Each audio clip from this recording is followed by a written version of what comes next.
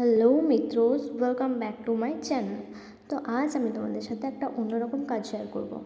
আমাদের ঠাকুর ঘরের যে মাতার চরণ সেগুলো অনেক দিন আগেকার, তো ওই জন্য একটু খারাপ হয়ে গেছিলো। আর আমার মাসিমণিও অনেক দিন থেকে বলছিল যে চরণগুলো ঠিক করে দিতে, তাই ভাবলাম চলো আজকেই তাহলে ঠিক করা যাক। তাই বসলাম মায়ের চরণগুলো নিয়ে। যারা আগের দিনের পাঞ্জাবিগুলো দেখোনি তারা কিন্তু অবশ্যই আমার চ্যানেলে গিয়ে আগের দিনের পাঞ্জাবিগুলো দেখে আসো, আর জানিও কিন্তু পাঞ্জাবিগুলো কেমন হয়েছে। দেখো, প্রথমেই আমি মায়ের চরণে কালো রং দিয়ে দিলাম, তারপর এই যে লাল রং দিয়ে আলতা পরাচ্ছি। আর আমাকে কাজটা অনেকটা নিখুঁতভাবে করতে হয়েছিলো, কারণ আমাদের মায়ের চরণগুলো অনেকটাই ছোট। দেখো, আমার আলতা লাগানো কমপ্লিট। এরপর আমি মায়ের নুপুরগুলো করব। আর যেহেতু আমার কাছে গোল্ডেন কালার ছিল না, তাই আমি নুপুরে ইয়েলো কালারটাই অ্যাপ্লাই করেছি।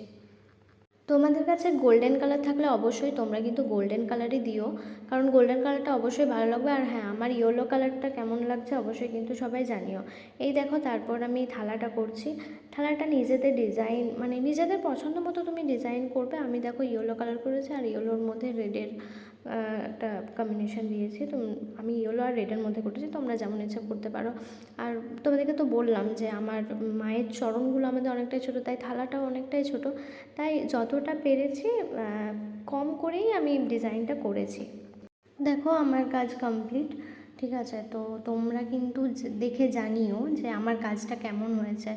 আর ভিডিওটা ভালো লাগলে অবশ্যই আমার চ্যানেলটা সাবস্ক্রাইব করে যেও, লাইক কমেন্ট করে দাও।